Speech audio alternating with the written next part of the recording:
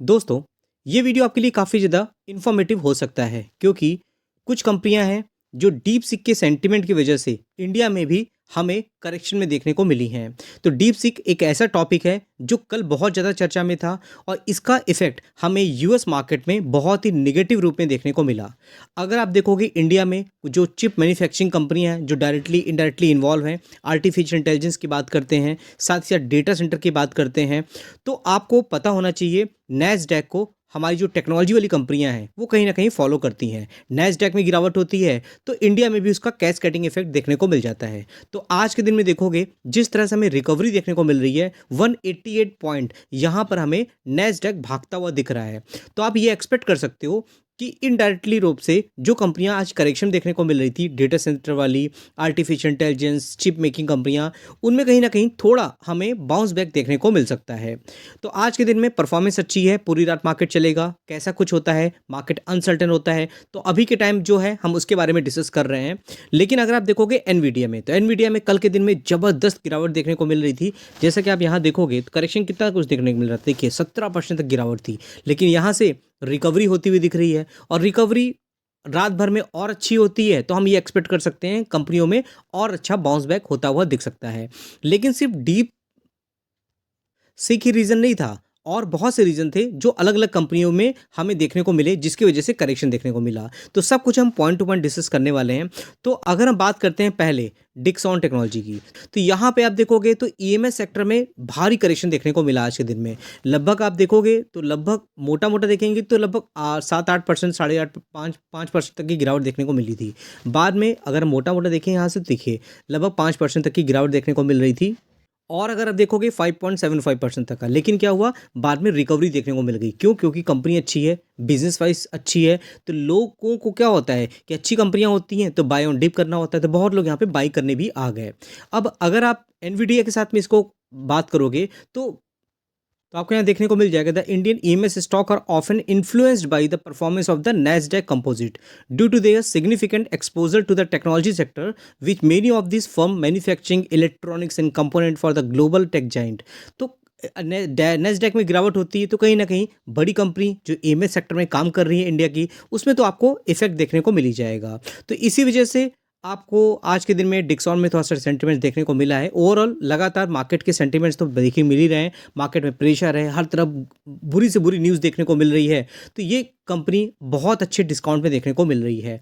20% तक का करेक्शन है। 5 साल का चार्ट देखोगे तो लगातार आप इसकी हिस्ट्री देखोगे तो जिस हिसाब से इसमें करेक्शन होता है वो हिसाब से यहाँ पे रिकवरी भी देखने को मिल जाती है। आप देखोगे 46% तक की गिरावट थी, और उसके बाद क्या हुआ, जहाँ पे लोगों ने लगा कि इस कंपनी में गिरावट होती जाएगी, वहाँ से इस कंपनी में बाउंस बैक होता हुआ दिख जाता है, क्योंकि बॉटम मार्केट में किसी को पता नहीं होता है। तो अच्छी कंपनियों को हम एवरेज करेंगे या बाय ऑन डिप करेंगे तो लॉन्ग टर्म में वो कंपनियां हमारे लिए गेम चेंजर साबित हो जाती हैं। साथ ही साथ बात करते हैं दोस्तों नेटवेब टेक्नोलॉजी की। अब नेटवेब टेक्नोलॉजी में दो रीजन थे गिरावट होने के। तो दो रीजन क्या है, तो नेटवेब टेक्नोलॉजी क्या है, मैन्युफैक्चरिंग पार्टनर है एनवीडिया के साथ में, और एनवीडिया में करेक्शन था तो इसकी वजह से क्या हुआ, नेटवेब टेक्नोलॉजी में भी सेंटीमेंट्स हमें देखने को मिल गए हैं। अब ये सब चीज़ें तो नॉर्मल सी बात है, लेकिन उसके साथ में क्या है, नेटवेब टेक्नोलॉजी में क्या है, एक लॉक इन पीरियड होता है। जब ये कंपनी मार्केट में आई थी तो उसमें जो एंकर इन्वेस्टर होते हैं उनका एक लॉक इन पीरियड होता है कि इस टाइम ड्यूरेशन के बाद में वो अपनी इक्विटी को क्या कर सकते हैं, मार्केट में, खुली मार्केट में बेच सकते हैं।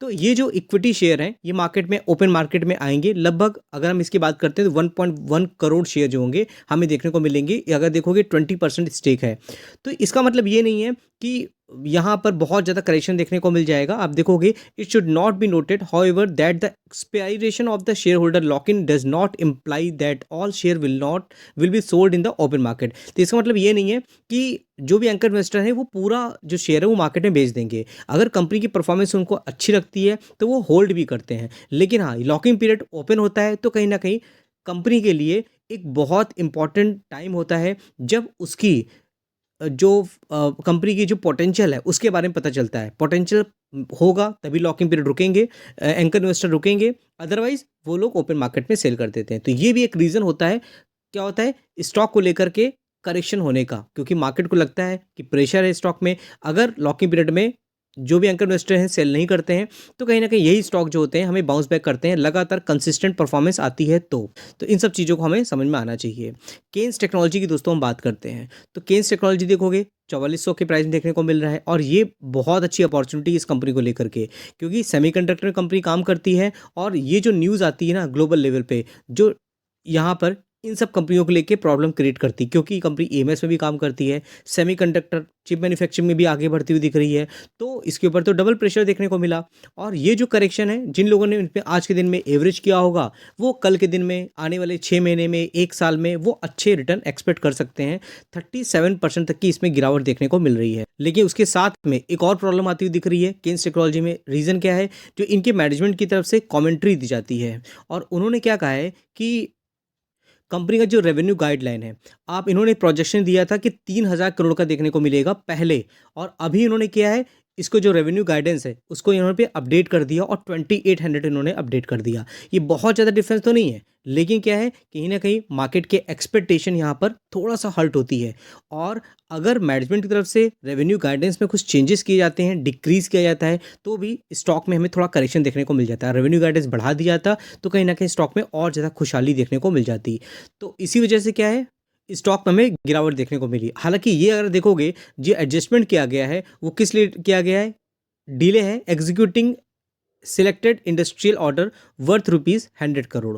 तो जो ऑर्डर है वो एग्जीक्यूट होने में टाइम लग रहा है, इसी वजह से ये रेवेन्यू गाइडेंस हमें मैनेजमेंट की तरफ से देखने को मिला है।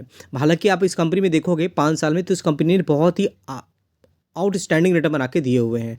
करेक्शन हर कंपनी में होता है, तो कहीं ना कहीं इन सब चीज़ों को हैंडल करना हमें आना चाहिए। उसके साथ दोस्तों और भी कंपनियां हैं, जैसे सीजी पावर की बात करते हैं, इसमें भी करेक्शन था। आज के दिन देखोगे करेक्शन होता गया, लेकिन बाद में क्या हो, हमें यहाँ पर बाइंग देखने को मिल गई। और मार्केट का जो सेंटीमेंट्स है वो हर कंपनी देखने को मिलेगा, जो directly indirectly semiconductor chip manufacturing में आती हुई दिख जाती हैं। हालांकि सीजी पावर एक बहुत बड़ी कंपनी है, पावर सेक्टर में भी इसका कंट्रीब्यूशन देखने को मिलता है, बड़े ग्रुप से बिलोंग करती है, तो इन सब कंपनियों में गिरावट होना एक बहुत अच्छी अपॉर्चुनिटी ग्रुप में हम देख सकते हैं। फिर दोस्तों बात करते हैं Techno Electric and Engineering company. आप ये देखोगे तो ये कंपनी 1000 प्राइस में, आज इसमें भी करेक्शन देखने को मिला, तो बाद में देखोगे यहाँ पर अच्छी बाइंग देखने को मिल गई। और अगर आप 6 महीने का चार्ट देखोगे तो गिरावट देखने को मिलेगी। उसके अलावा 5 साल का चार्ट देखोगे तो इस हिसाब से इसमें तेजी थी, हिसाब से इसमें प्रॉफिट बुकिंग देखने को मिल रही है। 12000 करोड़ की मार्केट कैपिटलाइजेशन है, तो कई बार हम इस कंपनी कवर कर चुके हैं। ऑरियन प्रो सॉल्यूशन की बात करते हैं 1400 के प्राइस में, आज के दिन में इसमें भी भारी गिरावट थी, बाद में देखो कि रिकवरी हो रही है। और कल के दिन में अगर अच्छी न्यूज़ है तो हम ये एक्सपेक्ट कर सकते हैं कि स्टॉक में तेज़ी हो सकती है, लेकिन हम सिर्फ ऑब्जर्व कर सकते हैं। रियलिटी कल के दिन में क्या होती है ये तो मार्केट में आने के बाद पता चलेगा। बाकी दोस्तों आपने हमारे व्हाट्सएप चैनल को अभी तक ज्वाइन नहीं किया है तो उसका लिंक मैंने डिस्क्रिप्शन बॉक्स में दिया है। डूइंग द मार्केट बहुत से अपडेट हैं, यही सब चीज़ें हैं जो मैं अपने व्हाट्सएप चैनल पे क्विक बेसिस पे डाल देता हूँ। कंपनी को लेकर रिजल्ट्स आ रहे हैं, बोनस, स्प्लिट, डिविडेंड, सब कुछ आपको देखने को मिल रहा है, तो उसको अगर आप पाना चाहते हो तो मैं अपने व्हाट्सएप चैनल पे डाल देता हूँ। साथ ही हमारा एक एप्लीकेशन भी है, उसका भी लिंक आपको मेरे व्हाट्सएप चैनल पे मिल जाएगा, जिसमें भी फ्री ऑफ कॉस्ट काफ़ी इन्फॉर्मेटिव वीडियो आपको देखने को मिल जाते हैं। बाकी ओरियन प्रो को लगातार ऑर्डर मिल रहे थे, काफ़ी चर्चा में था, तो बहुत लोग यहाँ पर आई होप अप्लाई कर लिया होगा। अगर आपको गिरावट में कंपनी दिख रही है तो ज़रूर आप उसको होल्ड कर सकते हो, अगर आपने इसको टॉप में लिया है तो। लॉस में बेचने वाली कंपनी ये बिल्कुल भी नहीं है। बाकी कंपनी को लेकर के अपडेट रखना इंपॉर्टेंट होता है। ब्लैक बॉक्स लिमिटेड की बात करेंगे 584 प्राइस में, आज के दिन में 5% का लोअर सर्किट लगा, 9000 करोड़ की मार्केट कैपिटलाइजेशन है। अब इसका भी अगर चार्ट देखोगे तो इसमें भी अच्छी रिकवरी देखने को मिली थी, लेकिन बाद में क्या है, करेक्शन देखने को मिल रहा है। तो इन सब कंपनियों को आपको अपने वॉच लिस्ट में रखना है। अगर ब्लैक बॉक्स की बात करोगे तो प्रमोटर होल्डिंग देखो 70% की देखने को मिल रहे हैं, और इंस्टीट्यूशन इन्वेस्टर एफआईएस की होल्डिंग बढ़ी है। यहाँ पर डैश की होल्डिंग देखोगे नॉमिनल सी देखने को मिल रही है, कुछ भी नहीं है। पब्लिक होल्डिंग देखोगे 24.91% की आपको देखने को मिल जाएगी। तो ये सब कंपनियां फंडामेंटल वाइज देखोगे, बिजनेस वाइज देखोगे तो फ्यूचरिस्टिक बिजनेस में कंपनियां काम कर रही हैं, और ये टेक्नोलॉजी कहीं ना कहीं अच्छे तरीके से ग्रो कर रही है। भविष्य में क्या होता है आप उसको तो तभी आप ऑब्जर्व कर सकते हो जब कंपनी को अपने अपने पोर्टफोलियो में लेके रखा होगा। तो आई होप दोस्तों वीडियो आपके लिए हेल्पफुल हुई होगी, अच्छा लगा हो तो लाइक का बटन दबा के आप अप्रिशिएट कर सकते हो। फिर मिलते हैं नेक्स्ट वीडियो में, तब तक के लिए थैंक यू।